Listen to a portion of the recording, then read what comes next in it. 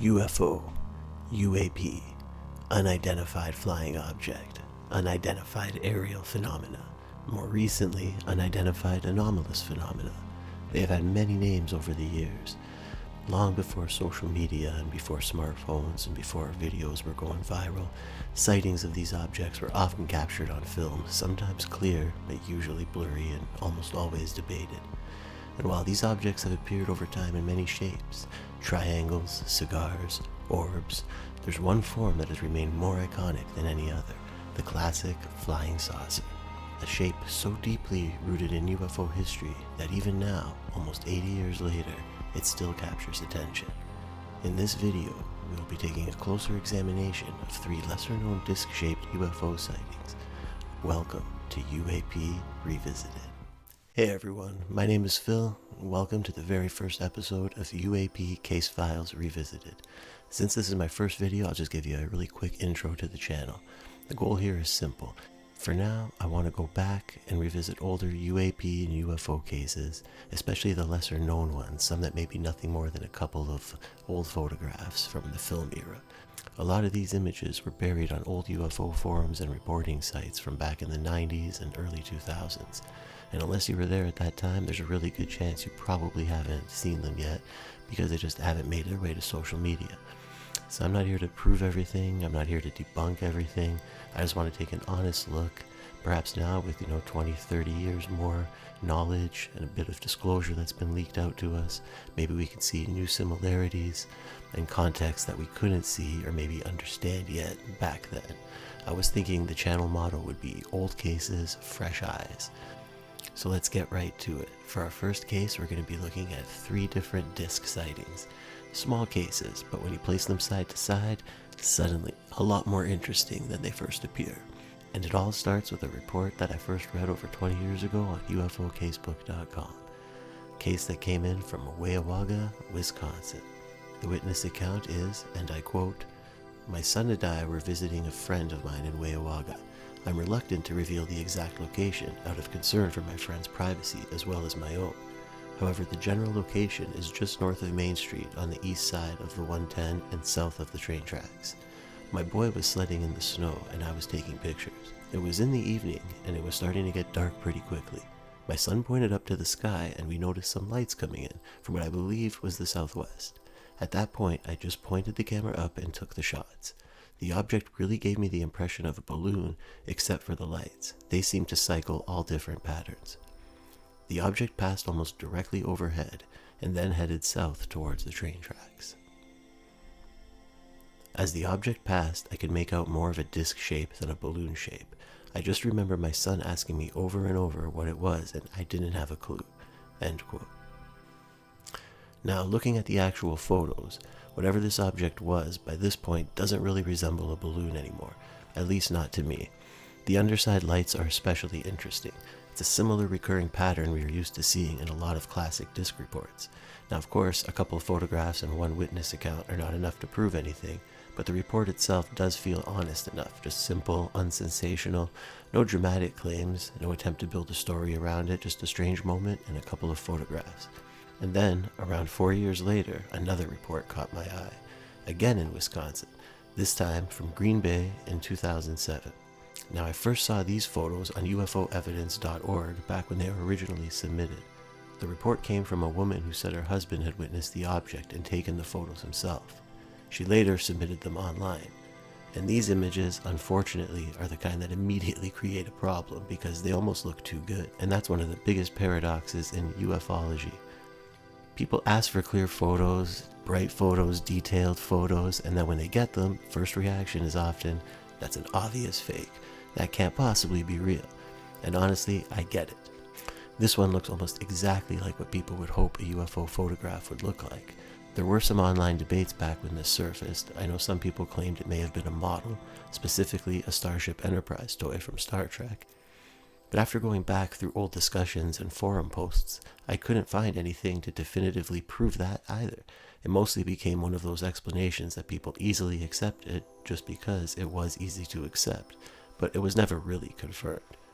And that doesn't make it real, but it also doesn't make it fake either. And again, this happened before social media, before likes, before viral videos, so there wasn't really much to gain here. But that doesn't eliminate hoaxing, but I think it does matter at least a bit. Like, what is the motive to fake something that hardly anyone is actually going to see, and no one will know you were responsible for faking it? And after comparing these to the Weyauwega pictures, I couldn't ignore the similarities, especially the underside lighting and the shape, the general profile. It strikes me as familiar and very similar to that other sighting. And now that brings us to Germany, no longer in Wisconsin, but this is the image that made me revisit all of this. Würzburg, Germany, 2009. I came across this report again on UFOcasebook.com, and the moment I saw it, I immediately thought back to the older Wisconsin photos. It did look familiar to me, so familiar that I had to go through my old save files and compare them. Honestly, this is what inspired the entire video. The witness account is as follows, and I quote, "Last Sunday, I had a rather strange encounter with a disturbing object in the sky above Würzburg, Germany. I was walking along the railroad lines along the River Main to scout new fishing locations. It was already pretty late, and it was getting dark. I started to freeze, and I wanted to move back towards the city when I noticed the silence. There was no car, nothing. I stopped and looked around me. Although it was a pretty bad day to be out, nature had a strange beauty in the fading daylight.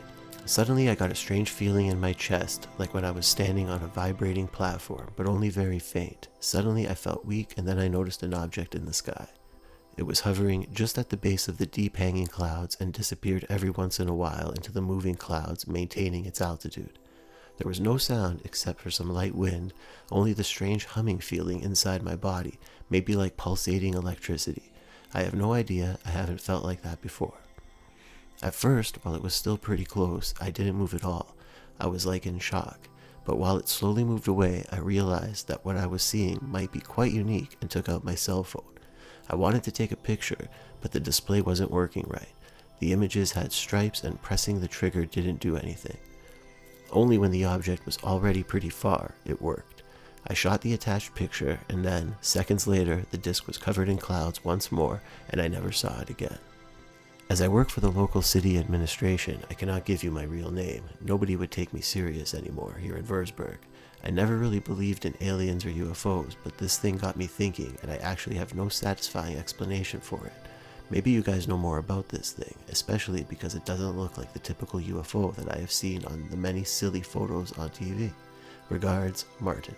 Unfortunately, this is only one photograph, but visually, it may be the strongest of the three, especially compared to Weyauwega.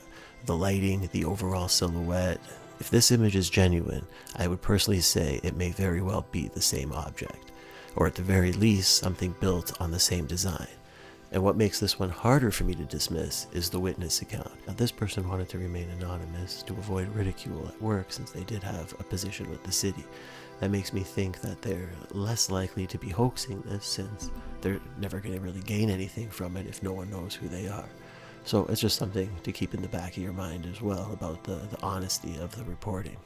And the report of the internal humming or that vibrating, pulsating feeling that he reported as well, I find that interesting because that is the kind of physiological effect that shows up repeatedly in some of the more credible UAP reports over the years.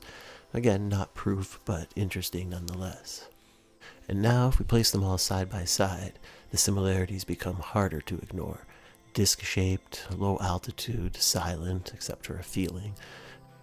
The light patterns. There are different amounts of lights, but the Green Bay photo, it seems you can see that's not all of them are illuminated.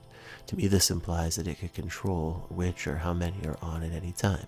So that double red light, too, it really makes me feel like they are the same craft.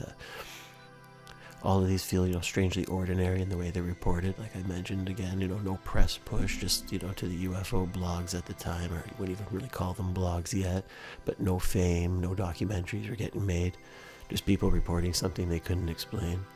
Now, over the years, there was some debunking attempts, and, as they hit the forums, as they were released over the years, people definitely discussed them and the validity of the pictures and, had their theories about it. A balloon definitely is an option that some people say, from the Weyauwega one especially. It was what the witness thought it might be until it got closer. I don't see that very likely. It just doesn't look like a balloon to me anymore. The lights especially give it just not a balloon vibe. The general shape. A model or hoax, especially for the Green Bay photos. That is the leading theory, from what I can understand, of what it might be. Definitely not conclusively proven, though. But it is easy to believe. It does suspiciously look like the USS Enterprise. Misidentification. Now, see, this is always something that it could be. It's always a possibility, unfortunately. Weird angles, the atmosphere aberrations, refracting or reflecting light. Regular things can look very distorted sometimes when high in the sky. Surprisingly easy to misidentify even obvious things like planes. If you spend enough time looking up, you'll kind of start to realize this. An ARV, an alien reproduction vehicle. Now, I know this sounds kind of crazy, but it does give off some of those vibes as well, and even a secret government craft, something from like Lockheed, could be a highly classified black project, but maybe nothing to do with NHI or non-human intelligence, as the term is nowadays. But I know commonly accepted ARVs nowadays seem to be mostly all triangles, but I do remember Michael Herrera describing the craft that they encountered as being octagonal around the base with a pyramid-like structure on top. So theoretically, that would look like a disc when viewed from underneath while it was high in the sky. So I do think an ARV is a potential. If there was a craft there, that is potentially something it is. So before wrapping up, there's one more Wisconsin case worth mentioning. This one from Colfax in 1978. And unlike the others, the witness was a police officer, Officer Mark Coltrane. While on patrol, he reportedly stopped to eat in an isolated area when his radio began crackling. He then saw a metallic disc rising nearby. Close enough to photograph, he managed to take several Polaroids before the object accelerated away. The sighting lasted only minutes, and afterward, he reportedly sat in shock for nearly 2 hours. Now, I don't think it's the same disc from these other sightings. I just think it's a cool one to look at, since it does show there's, reportings of discs in the sky in Wisconsin as far back as 1978. At least, I'm sure if I dug deeper, I could probably find a couple of more. But this one was also from a fairly credible police officer. I don't see any reason to doubt his credibility until someone gives me a specific reason, but he didn't want to remain anonymous or shook up by the whole event. Again, something interesting to think about. Alright guys, this was fun, and I know this isn't going to turn the UFO world upside down. These aren't some smoking gun type cases. They're not Tic Tacs or new Pentagon video drops or some military leak. That's kind of the point. These smaller cases can matter too, especially, when you tie them together and they start to seem familiar as the years go by. You can kind of have more available to tie together, and the knowledge has changed a lot in the last 30, 40 years, especially the last 10, 15. So we know a bit more now, where if you go back and look at something that might have seemed plain at the time, suddenly we have new context to add to it, and I think maybe we'll reveal something, and maybe not, but it might be fun to look at these. And like I said before, if you only got into UFOs during the social media era, you probably never scrolled through these old sites and saw these pictures that were posted on a daily basis. If anything, I hope the video can at least show some cool pictures. Now, my personal feelings, I don't think these have been conclusively debunked, but as much as I want to, I also don't think there is enough here to fully believe either. I do like the witness accounts, especially Weyauwega and Würzburg. They seem, like I said, they seem honest to me, just not seeking fame, which is something that helps me believe a bit. Now, if you force me to speculate on what these things are, if they are real objects, let's say we just accept that there is something in the sky in these pictures. I don't feel that they're alien. They have a too human kind of feel to me. Maybe it's something about the lights, the way the lights look. But if I was forced to speculate, maybe some sort of, like I said, ARV, alien reproduction vehicle, or just super classified black project government vehicle. It'd be really tough to speculate beyond that. We are just talking about a few pictures, and I don't really want to just be coming up with any crazy theories or anything like that. Alright guys, thank you so much for watching, and if you enjoyed this first episode, please consider subscribing. This is my first real attempt at this style of video, and honestly it was a lot of fun putting it together. I'm hoping the quality will improve as I learn more, and I plan to keep digging deeper with each episode. This one was admittedly light on the photo evidence and the available information, so there wasn't too much there I could dive into, but I also felt that was they were good enough sightings, and that this would be a good candidate for me to kind of, get the ball rolling for this channel. So thanks again everyone for watching. Leave a comment if you can. Until next time, this has been UAP Revisited. Old cases, fresh eyes.